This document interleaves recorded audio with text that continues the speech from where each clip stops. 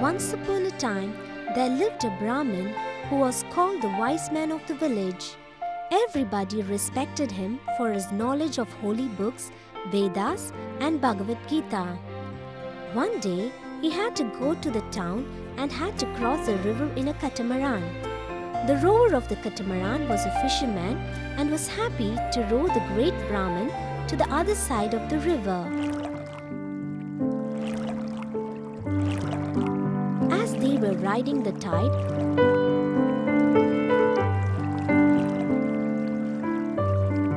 the fisherman asked the Brahmin, Oh, learned sir, was Krishna really a Gola by birth? The Brahmin asked the fisherman, You don't know the story of Krishna? You have wasted 1/3 of your life. The fisherman felt sad and said, I never went to a school because I come from a poor fisherman family. The Brahmin immediately replied, Never went to a school? You have wasted 2/3 of your life. The fisherman was very ashamed and he looked down. He suddenly asked the Brahmin. Sir, do you know how to swim? The Brahmin boringly said, No, I don't know. But what that has got to do now? The fisherman gave a triumphant smile and said, Sir, the water is entering the catamaran. Because of a hole, it is going to sink. I know how to swim. Now it appears that you have wasted whole of your life. Moral of the story: while knowledge can earn respect, skills help you to survive. Learn basic skills to keep your life afloat.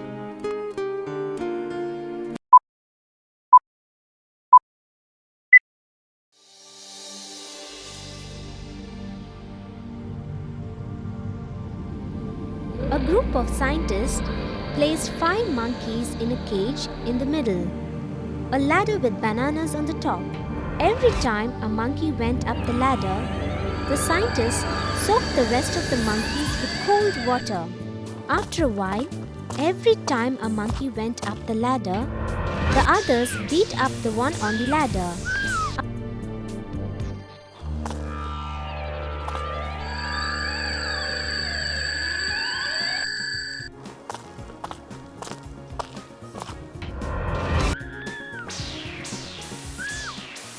After some time, no monkey dared to go up the ladder, regardless of the temptation.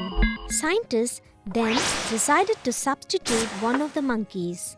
The first thing this new monkey did was to go up the ladder. Immediately, the other monkeys beat him up. After several beatings, the new member learned not to climb the ladder, even though never knew why. A second monkey was substituted and the same occurred. The first monkey participated on the beating for the second monkey. A third monkey was changed and the same was repeated. The fourth was substituted and the beating was repeated, and finally the fifth monkey was replaced. What was left was a group of 5 monkeys that, even though never received a cold shower, continued to beat up any monkey who attempted to climb the ladder. If it was possible to ask the monkeys why they would beat up all those who attempted to go up the ladder, I bet you the answer would be, I don't know. That's how things are done around here. Does it sound familiar? Don't miss the opportunity to share this with others, as they might be asking themselves why we continue to do what we are doing if there is a different way out there. In every organization, there are set rules which every newcomer follows. But ask why, so that you understand it. Don't follow without the knowledge why. Only 2 things are infinite: the universe and human stupidity. And I am not so sure about the former, by Albert Einstein.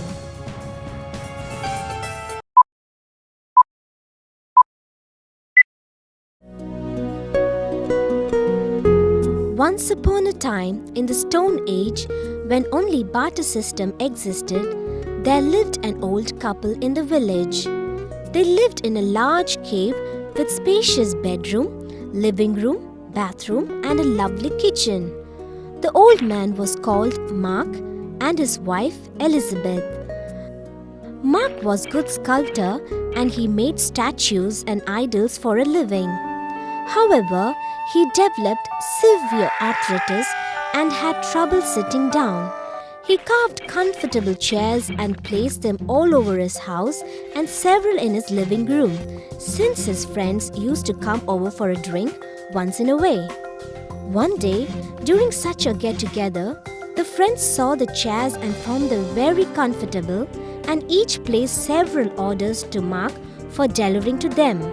Mark suddenly became a busy man, selling the carved stone chairs, and received fruits, vegetables, clothes, kitchen utensils, etc. for barter. And Elizabeth was very happy. One day, Mark was having lunch when a friend came calling, and he was looking for a place to put his plate down and found the head of a bust of the king with crown very convenient to put his plate upon. After attending to his friend and seeing him off, he came and retrieved his plate, and idea struck him. The next day, he carved a nice table for 4 and adjusted the height to match his chairs.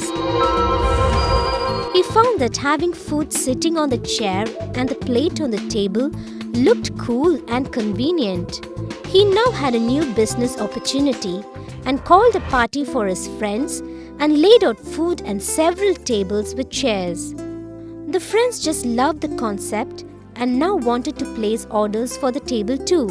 The chairs that Mark made were basic thing required for a home, and hence he did only sales. But the table was a novel concept and a luxury, and hence he threw a party to market it.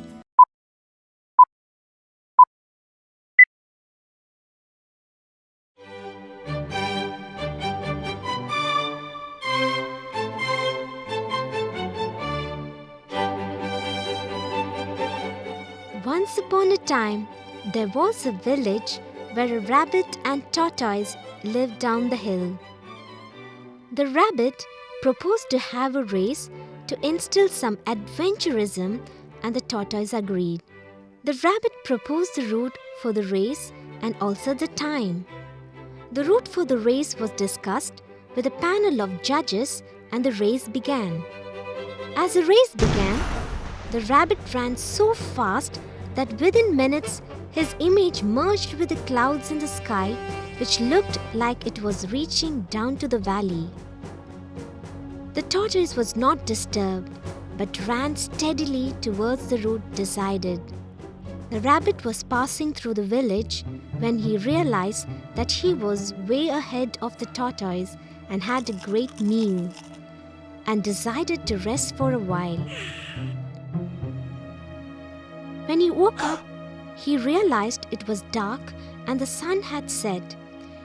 He quickly started running to the winning post.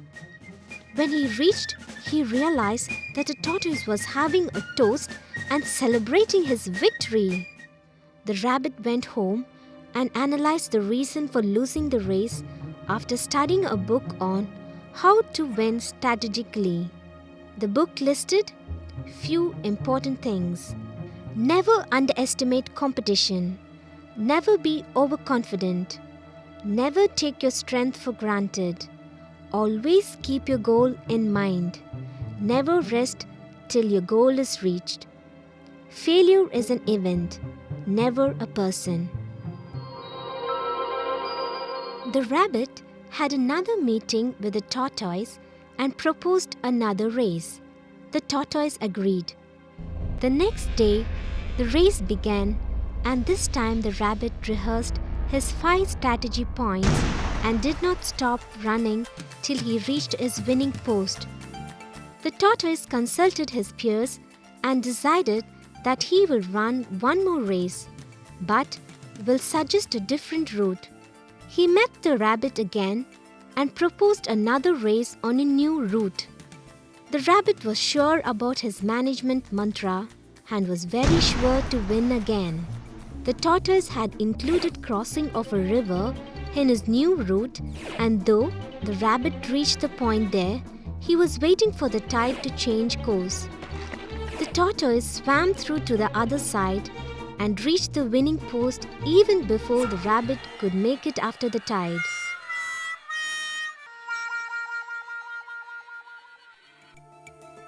Moral of the story: good strategy may look good on paper, but tough on implementation. What may work in one case may not in another. Even if you know the competition like the back of your palm, bacteria may strike from under your nails and immobilize you.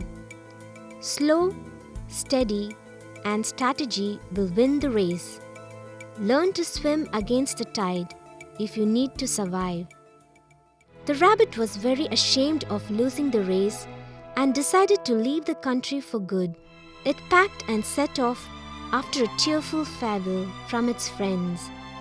As he was leaving out of the village, the tortoise stopped him and said, He who falls today may rise tomorrow, and those who stand together will be team that win forever.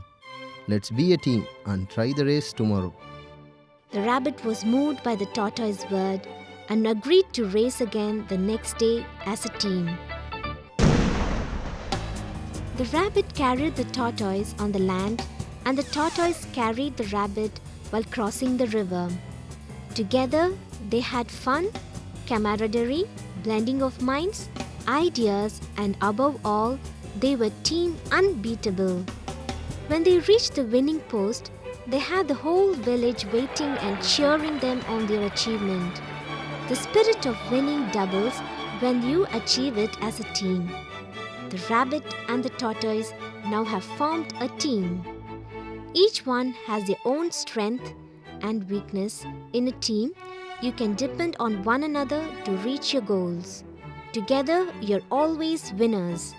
Teamwork and success go hand in hand. Reach out now, get your team together. Creating the team to win is in your hands. Teamwork. Together, everyone achieves more. Inspect, learn, forecast strategies. Teamwork is the ability to work together towards a common vision. It's the ability to direct individual accomplishment towards organizational objectives. It is the fuel that allows common people to obtain uncommon results.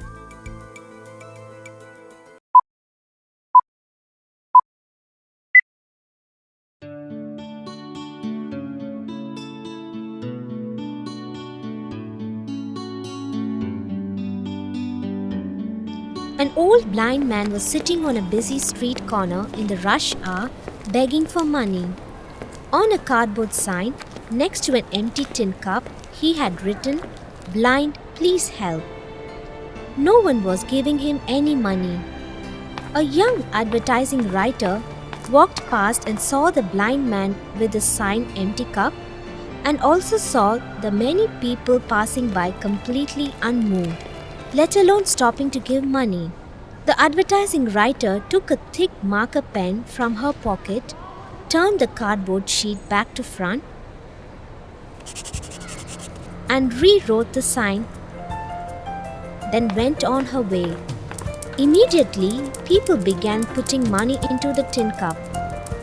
After a while, when the cup was overflowing, the blind man asked a stranger, "Can you read this signboard for me?" It says, said the stranger. "It's a beautiful day. You can see it. I cannot." This story illustrates in a timeless way how important choice of words and languages when we want to truly connect with and move other people.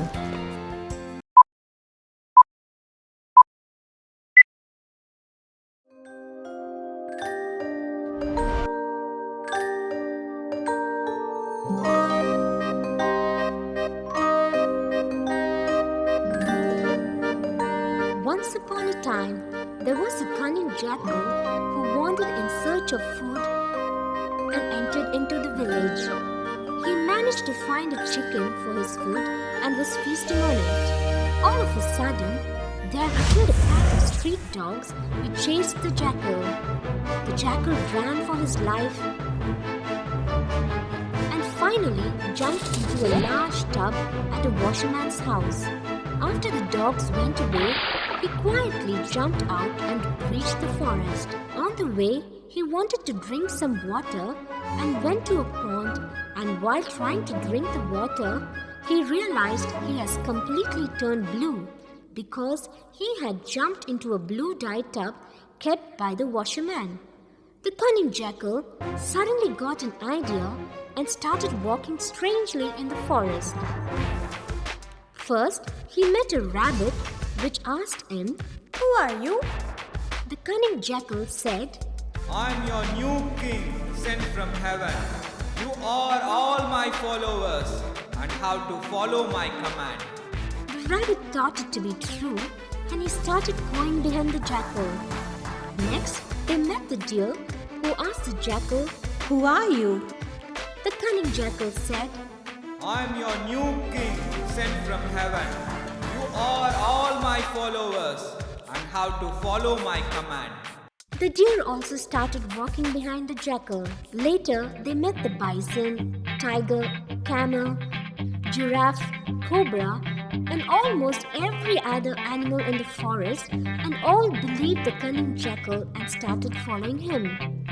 Finally, they reached the lion who was the true king, and all the animals told the lion that the jackal was sent from heaven to be their king.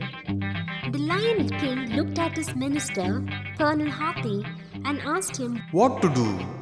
The Colonel Hathi asked the jackal, You look very familiar, but I'm unable to place you right. But tell me, why are you blue?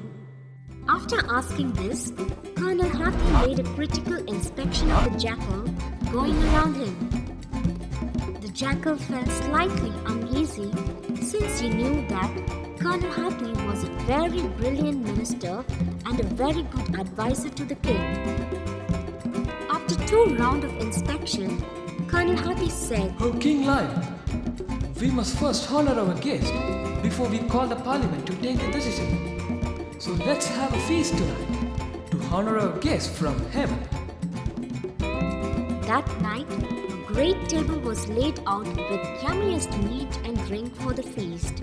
The table had the attendance of every representative of the jungle. Name an animal, they were there. The Lion King was at the head of the table and the cunning jackal at the other end. He was enjoying the glory and was dreaming of the most important moment of being crowned the king. The Lion King raised a toast to the jackal and was about to sip the drink when Colonel Hathi said, King, today we have the honor of 4 unique vocalists who are going to sing for us on this great occasion. And please do the honor to get them to sing for a celestial guest here. The lion was surprised to see 4 well-dressed packs of jackals ready for the song. He said, Let's have your song. The 4 jackals raised their neck, pointing to the full moon, let out a celebratory howl in long and alternatively raising their howl in pairs. The cunning jackal, while being composed in the beginning, could not resist the temptation and joined the howling pack. All the animals let out a surprised grunt and their jaw fell open. The cunning jackal suddenly realized that he had been tricked into this by Colonel Hathi and was about to run. Colonel Hathi's 4 trusted soldiers just raised their tusks and showered some cold water over the blue jackal, and all the color came down, unveiling the true cunning jackal's color. Colonel Hathi said, You may fool some people sometime, but not all the people all the time.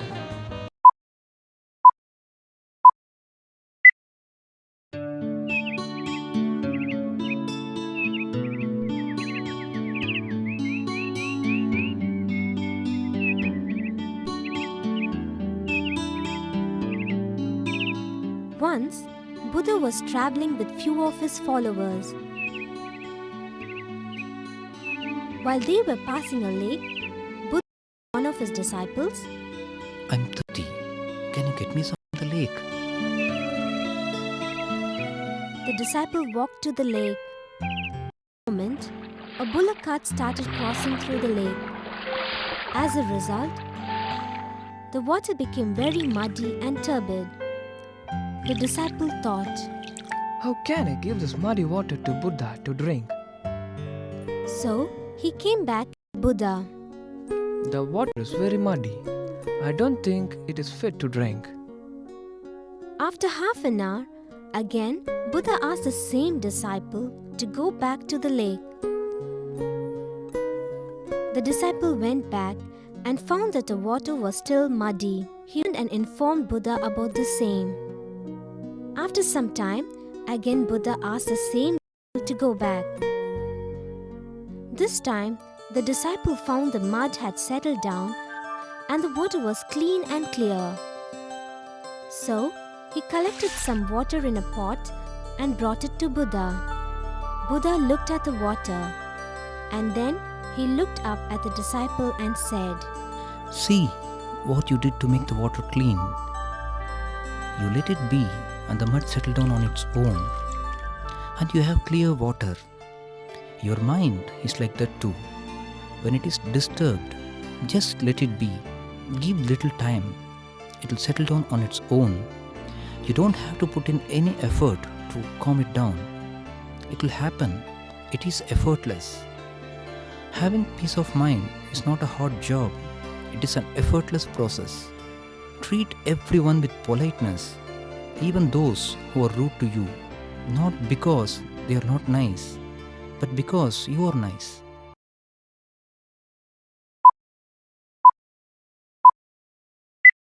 A crow was sitting on a tree doing nothing all day.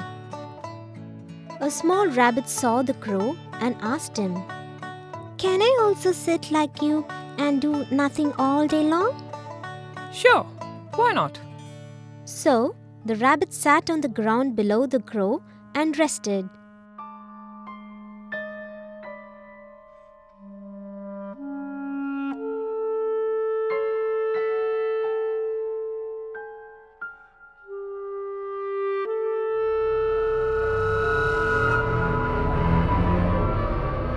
All of a sudden, a fox appeared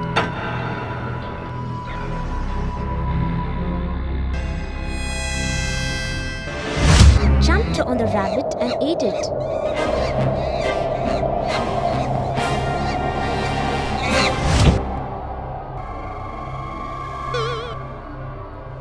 Moral of the story: to be sitting and doing nothing, you must be sitting very, very high up.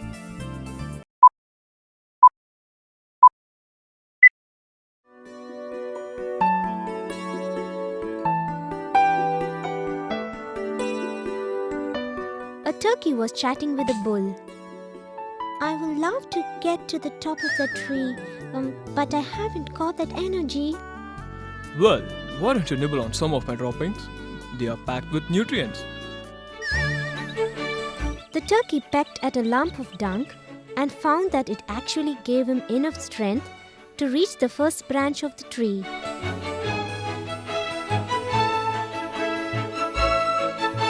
The next day, after eating more dung, he reached the second branch.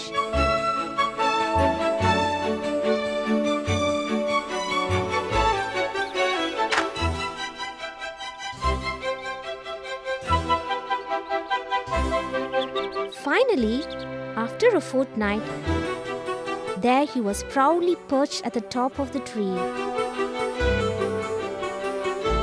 Soon he was spotted by a farmer who promptly shot the turkey out of the tree. Moral of the story: bullshit might get you to the top, but it won't keep you there.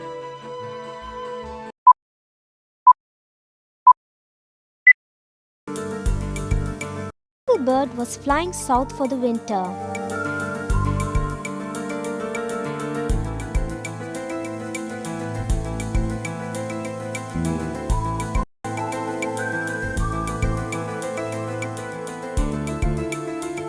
It was so cold the bird froze and fell to the ground in a large field. While it was lying there, a cow dropped some dung on it. As the frozen bird lay there in a pile of cow dung, it began to realize how warm it was. The dung was actually thawing him out. He lay there all warm and happy, and soon began to sing for joy. A passing cat heard the bird singing and came to investigate.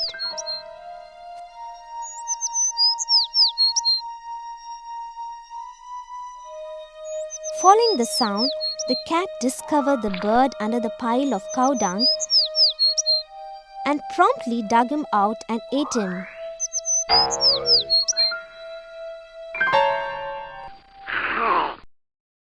Moral of the story: not everyone who drops shit on you is your enemy.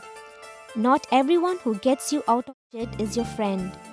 And when you are in deep shit, keep your mouth shut.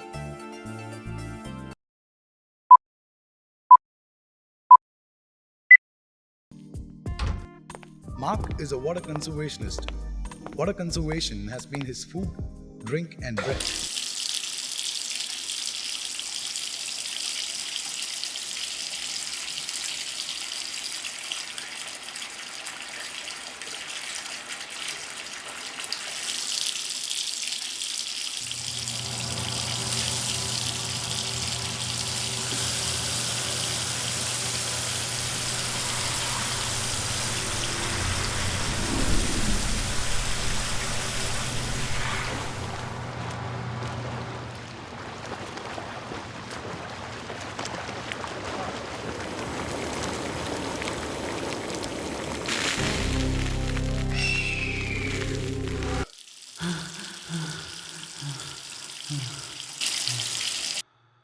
The entire perception of Mark about water conservation has changed for good.